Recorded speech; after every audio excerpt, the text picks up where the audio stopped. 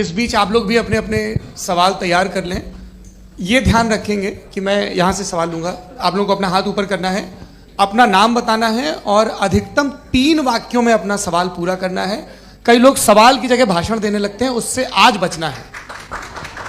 जी मुफ्ती साहब, पहला सवाल आपका, 16 मिनट हैं, हम दोनों लोगों के सवाल लेंगे। जी जी बहुत शुक्रिया। आपकी जो अभी बात हुई बहुत अहम थी, मैं इसको चाहूँगा कि आगे डिस्कस करूँ, लेकिन चूँकि अभी ये वो सेगमेंट है क्रॉस एग्जामिनेशन, तो सबसे पहला सवाल आपसे ये है कि जो मैं इतनी देर से कॉन्टिंजेंसी आर्ग्यूमेंट आपको बता रहा था, ये अकल से ही बता रहा था हजरत, आप ये बताएं कि आप इन्फिनिट रीग्रेस ऑफ कॉजेस को पॉसिबल मानते हैं या नेसेसरी बीइंग के एग्जिस्टेंस को सही समझते हैं, चूंकि 2 ही ऑप्शन हो सकता है, आप ये बताएं।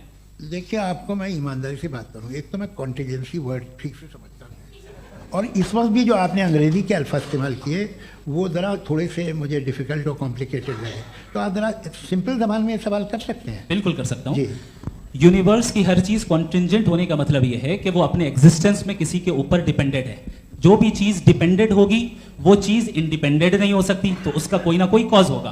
तो अब आप क्या समझते हैं कि ये इन्फिनिट रीग्रेस है, यानी कॉज पर कॉज, कॉज पर कॉज, कॉज पर कॉज, और कभी कोई यानी एंडलेसली चलता रहा? क्योंकि अगर ऐसा होगा तो हम तो एग्जिस्टेंस में आते ही नहीं, लॉजिकली ये मुत्तफक अलैह चीज़ है, मुत्तफक अलैह अग्रीड अपॉन। इस पे हमने एग्री किया था कि मुश्किल शब्द आएगा तो अर्थ बताना पड़ेगा। तो इन्फिनिट रीग्रेस तो पॉसिबल नहीं है, तो कहीं ना कहीं आपको रुकना पड़ेगा ऐसे नेसेसरी बीइंग पर। नहीं, कोई ज़रूरत नहीं रुकने की। किसने कहा आप रुकना पड़ेगा? आप रुकते हैं खुदा पे, आप नहीं रुकते। आप कहते हैं वो हमेशा से, जब उस वक्त है जब वक्त नहीं था। आप कहाँ रुकते हैं कि अब हुआ था वो? आप नहीं कहते। हम क्यों नहीं मान सकते कि यूनिवर्स जो है और बल्कि मल्टीवर्सेस जो है वो हमेशा से हैं, वो बनती है, बिगड़ती है। एक हमारे यहाँ एक चीज़ है ब्लैक होल, वो समेट लेता है वापस, फिर ब्लास्ट होता है, फिर फैल जाता है। और इसमें हमारी तो खैर कोई औकात ही नहीं है। इंसान की एक छोटे से ज़र्रे पे हम 50-60 साल की उम्र रखते हैं, जो करोड़ों अरबों साल की कायनात है उसमें, और पैदा भी नहायत ही बेहुदा वजह से हुए थे। तो इसमें ये सोचना कि इसकी वजूहात और ये क्यों है, ये डिपेंडेंट है, ये हम देख रहे हैं, क्या मालूम। आप सोचिए कि ये जो फैल रही है कायनात, ये कहाँ फैल रही है, ये कहाँ जा रही है, और ये फैल क्यों रही है? अरे बना ली थी तुमने, रुको भैया काफ़ी है। ये फैल क्यों रही है?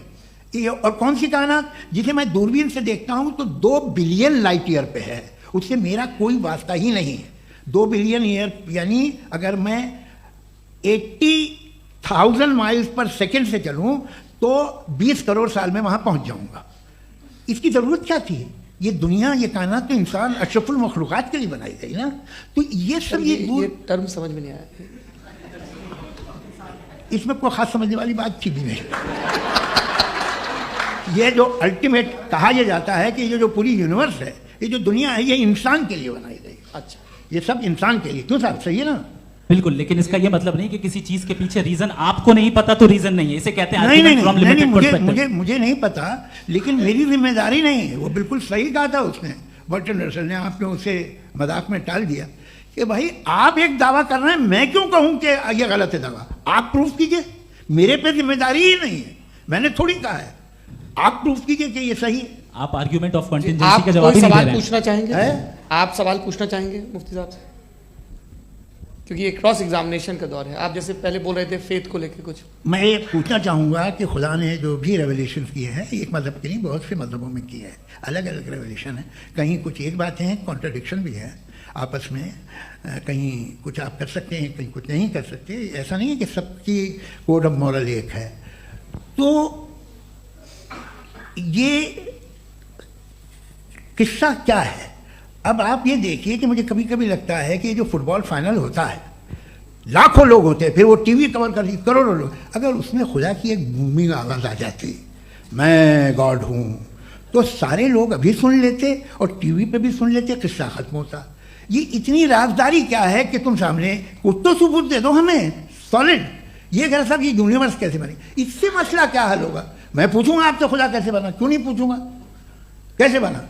बल्कि वो तो कायनात से कहीं ज़्यादा इंटेलिजेंट है, कायनात से कहीं ज़्यादा कॉम्प्लेक्स। जी वो हमेशा से है, आप कहेंगे मैं मान लूँगा।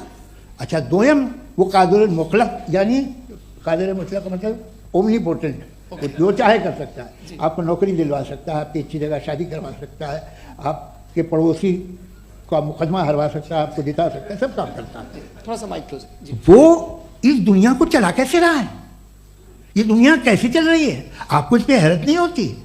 या क़यामत के बाद कभी एक जस्टिस होगा, जब ये बच्चा मर चुका होगा जिसकी धज्जियाँ उड़ गई बम से, इसको इंसाफ मिलेगा सब। अच्छा अब जवाब दूं? हाँ दीजिए। मैं वही इसीलिए आप ही तरफ आता। सबसे पहले आपने रेवलेशन और स्क्रिप्चर्स की बात की, इस पे मैं बात कर सकता हूं लेकिन आज नहीं करूंगा चूंकि वक्त कम है, कभी और इस पे डिस्कस करेंगे। मैं तैयार हूं उस पे भी बात करने के लिए। ये क्योंकि अभी हमारा से topic- राउंड 2 की भूमिका तय हो रही है। Does God exist round 2? जी चूंकि आज गॉड के एग्जिस्टेंस पे बात है तो मैं उसी के रिलेटेड जो है आपके सवालात को एंटरटेन भी करूंगा और मैं भी पूछूंगा। आपने कहा कि आपने साबित ही नहीं किया, जबकि आर्ग्यूमेंट ऑफ कॉन्टिजेंसी बुनियादी आर्ग्यूमेंट है। आप मुझे कॉन्टीजेंसी का मतलब बताइए, आपका मतलब क्या कॉन्टीजेंसी? कॉन्टिजेंसी का मतलब यह हुआ कि हर वो वजूद जो किसी भी चीज का पाबंद है, हर वो वजूद या हर वो चीज जो अपने एग्जिस्टेंस में किसी भी चीज के पाबंद है और उससे बाउंड है, उसको उसकी जरूरत है, उस पर डिपेंड करती है, तो जाहिर सी बात है कि उसका कोई ना कोई कॉज होता है। ये तो अक्ल की बात है, ये आप रीजनिंग की बात करते हैं, मैं वही कर रहा हूं। दूसरी चीज आपने ये बात कही कि इतने बिलियन लाइट ईयर्स दूर है, उसका मेरा क्या लेना देना। फिर मेरे ख्याल से आपको ये नहीं कहना चाहिए I think therefore I am an atheist. आपको सोचना चाहिए, सिर्फ आप एक लिमिटेड दायरे में रहकर नहीं सोचें बल्कि बाहर निकलकर सोचें। आपने तीसरा सवाल किया, आपने 2-3 सवाल एक साथ। ऐसी बातें ना कीजिए, कुछ लोगों को इतराज हो जाएगा आप पे कि आप कुछ भी सोचिए, ये इजाजत आपको है नहीं, मुझे है।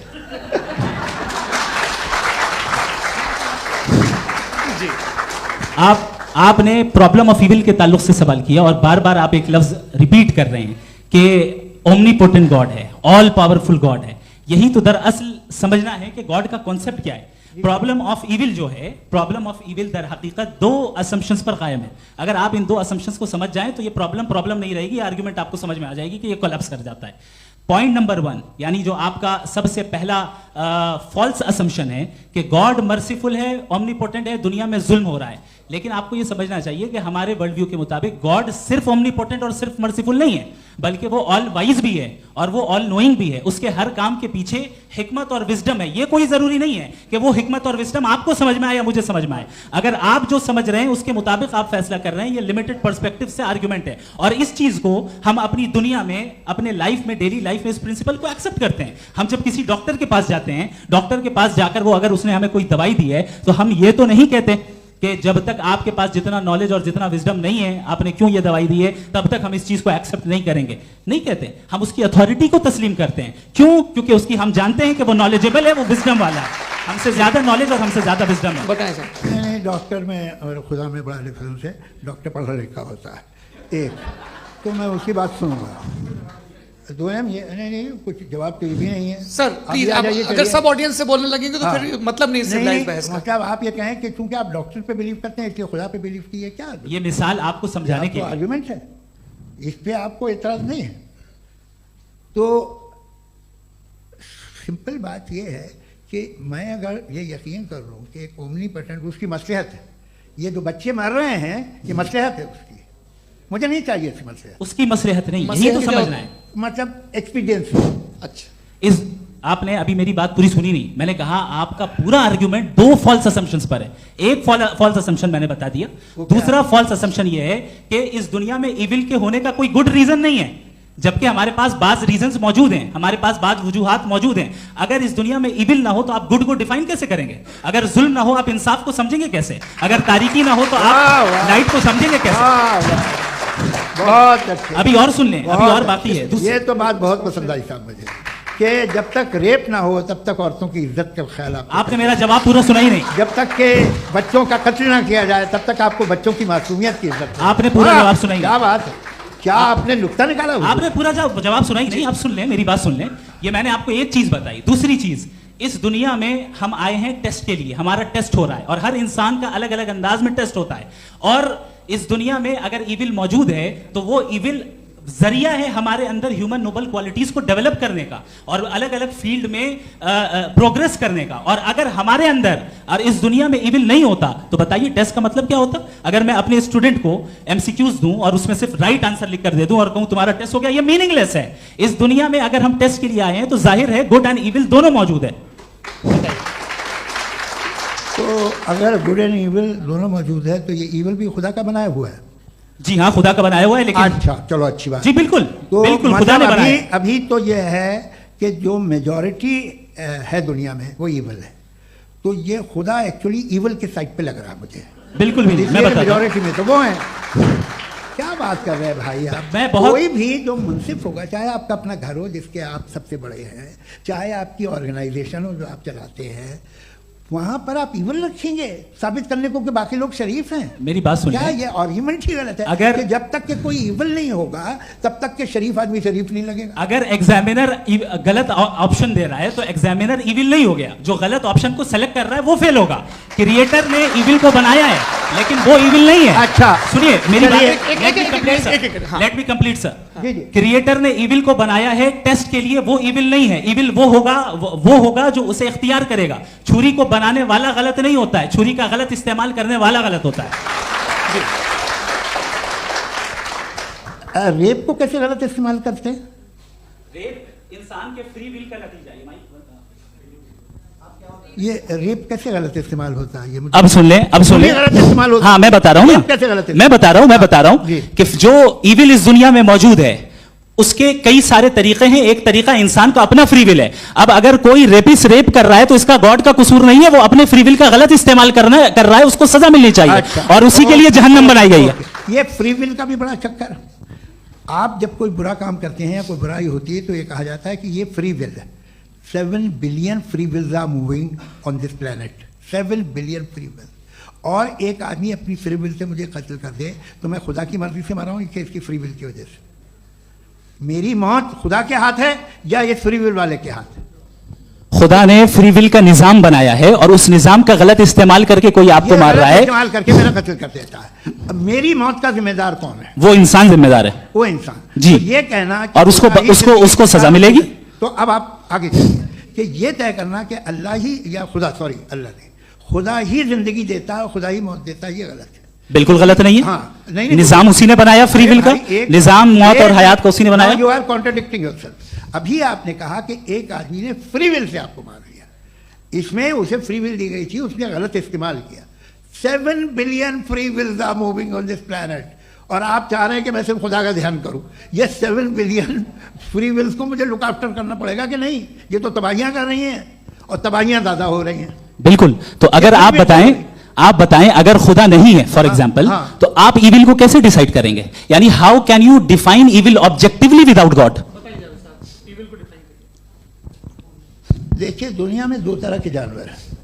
एक जो अकेले रहते हैं जंगल में और एक जो ग्रुप्स में रहते हैं। ग्रुप में जो भी रहेगा, चाहे वो आपका फाउंडेशन हो, चाहे कोई क्लब हो, चाहे कोई पॉलिटिकल पार्टी हो, चाहे कोई यूनिट हो, उसमें आपको इंटरैक्ट करने के रूल बनाने पड़ेंगे। यानी लोग तय करेंगे। लोग तय अगर लोगों ने यह तय किया कि किसी का रेप करना सही है, आप जस्टिफाई करेंगे? नहीं, आपका फाउंडेशन तो ये हो गया ना कि लोग इविल डिसाइड दुनिया करेंगे। में- नहीं, अरे दुनिया में ऐसे ग्रुप्स हैं जो रेप को जायज़ मानते हैं सर्टन हालात में। मैं डिटेल में नहीं जानूंगा, आप भी जानते हैं। ये जो आईसिस वाले थे जिन्होंने क्या किया था, तो उन्होंने क्या किया उसका खुदा से कोई ताल्लुक नहीं है सर। मैंने सिंपल सवाल किया कि इविल को आप डिफाइन करते चलिए, कैसे चलिए, हैं? आगे वापस आइए। जी। आप साथ में तभी रह सकते हैं जब कुछ आप ऐसे उसूल डेवलप करें जिसमें हर एक का बेसिक तहफ़्फ़ुज़, हर एक का बेसिक राइट हो और हर एक को कोई आराम मिले। यही तरीक़ा है किसी भी ऑर्गेनाइजेशन जिसमें एक से ज़्यादा लोग हैं और वो ऐसे चलती है ज़िंदगी। उसमें अगर आप गड़बड़ करेंगे तो तबाही होगी, नुकसान होगा, बर्बादियाँ आएंगी। और अगर उसमें आप घर ले लीजिए ना, एक हस्बैंड है, एक वाइफ है, बच्चे हैं, वालदा भी हैं, 2 बहनें भी हैं, एक भाई भी है। अब इसमें कोई निज़ाम आपको चाहिए साथ में रहने का और एक दूसरे पे भरोसा रहे, एक दूसरे के बहीख्वाह हों, एक दूसरे की मदद करें, ऐसी जिंदगी। सर आपकी बात आ गई। आप ये कह रहे हैं कि लोग डिसाइड करेंगे क्या सही है क्या गलत है, यही है? मेजॉरिटी डिसाइड करेगी क्या सही है क्या गलत है? अरे भाई बिल्कुल। मेजॉरिटी अगर ये कहे कि नाजी जर्मनी के साथ जिस तरह मेजॉरिटी थी कि जेनोसाइड करना सही है, आप जस्टिफाई करेंगे? उस वक्त आपका ये सवाल सिर्फ उसके बाद क्लोज करना है। हाँ, उस वक्त प्लेनेट पे जो लोग थे उनमें कितने लोग हिटलर को सही समझते? अच्छा, प्लेनेट की मेजॉरिटी तय करेगी, सोसाइटी की नहीं। प्लेनेट की मेजॉरिटी गॉड के एग्जिस्टेंस को सही मानती है, आप क्यों नहीं मानते? ये हेलो हेलो हेलो, ये क्रॉस क्वेश्चन का राउंड यहाँ पर समाप्त होता है। और ये बड़ा अच्छा है कि इस तरह से फ्रेगमेंट कर दिया गया है ताकि जो मरकरी ऊपर जा रहा है जवाब दे दूं जी। प्लेनेट की ज़्यादातर मेजॉरिटी कुछ दूसरे मजहबों के खुदा को मानती है। आप उन्हें क्यों नहीं, आप तो मेजोरिटी की बात कर रहे अच्छा, हैं। ये क्लोजिंग आप ये कह रहे हैं इविल और गुड को डिसाइड मेजोरिटी करेगी, मेजोरिटी जो कर दे वो सही हो जाएगा। क्लोजिंग इसको जैसा आप ही लोगों ने तय किया है उसी फॉर्मेट को फॉलो कर लेते हैं। हाँ। भाई मैंने तो भले लोगों पे एतबार किया और तब मॉडरेशन तय किया जी। आपके पास 5 मिनट का वक्त है, क्लोजिंग आर्ग्यूमेंट है, उसके बाद हम ऑडियंस से क्वेश्चन आंसर लेंगे जावेद साहब की क्लोजिंग आर्ग्यूमेंट के बाद। ओके, बहुत शुक्रिया जी। हमारा जो टॉपिक है डज गॉड एग्जिस्ट, मैं इस पे इतने एकेडमिक तैयारी करके आया था, मुझे था कि मैंने सोचा था कि कई सारे मैं आर्ग्यूमेंट्स दूंगा, लेकिन वक्त की भी किल्लत और जावेद साहब बार बार इधर उधर चले जा रहे थे तो उसको भी थोड़ा एंटरटेन करना पड़ गया। डज गॉड एग्जिस्ट पे मैं एक ही आर्ग्यूमेंट दे पाया, आर्ग्यूमेंट्स बहुत हैं और डेफिनेटिव आर्ग्यूमेंट्स हैं, और मेरे आर्ग्यूमेंट को किसी एक राउंड में भी इन्होंने एंटरटेन नहीं किया और रेफ्यूट नहीं किया, एक राउंड में भी नहीं, एक राउंड में भी नहीं, और ना ही अभी आपका क्लोजिंग आर्ग्यूमेंट आएगा, बता देना। Argument of contingency sir. अरे मैं आपसे कई बार कह चुका हूं कंटीजेंसी का मतलब अब मैं कैसे समझाऊं आपको आपस में? हाँ, आप और कितने आसानी से समझाऊं मैं, मुझे तो नहीं समझ में आ रहा है। आप अपनी आर्ग्यूमेंट ऑफ कंटीजेंसी उर्दू में बोल सकते हैं। हाँ, आप अपनी बात पूरी कर लें जी, आखिरी 4 मिनट। दूसरी चीज, just a minute please ma'am, can I talk? दूसरी चीज ये है कि आपने एक तो इसका जवाब नहीं दिया, दूसरा आपने गॉड के न होने पर कोई डेफिनेटिव आर्ग्यूमेंट नहीं दिया, सिर्फ मजहब पे बात कर रहे हैं आप। मजहब तो आज हमारा टॉपिक ही नहीं था, आज तो हमारा टॉपिक हो आप मजहब से ले लेकर आईएस तक चले गए। भाई हमारा क्या ताल्लुक है उससे? We condemn them. और उसका गॉड से क्या ताल्लुक है? अगर कोई गलत काम कर रहा है, किसी ने किसी को कत्ल किया, किसी ने किसी का रेप किया, उसको सजा मिलनी चाहिए। और आपके पास कोई भी rational strong foundation of morality नहीं है। आपने कहा कि मेजॉरिटी तय करेगी सोसाइटी की, वो सही होगा। मैंने कहा हिटलर को, फिर आप सही कहेंगे नहीं नहीं नहीं नहीं, प्लैनेट की सोसाइटी की मेजॉरिटी तय करेगी। तो प्लैनेट की मेजॉरिटी गॉड की एग्जिस्टेंस को मानती है, आप क्या नहीं, ये रिलीजियस है। तो यानी आपके पास कोई स्ट्रॉन्ग फाउंडेशन नहीं है ऑब्जेक्टिव मोरालिटी का। ऑब्जेक्टिव मोरालिटी का अगर कोई फाउंडेशन है तो वो सिर्फ गॉड है, गॉड है, गॉड है। Thank you.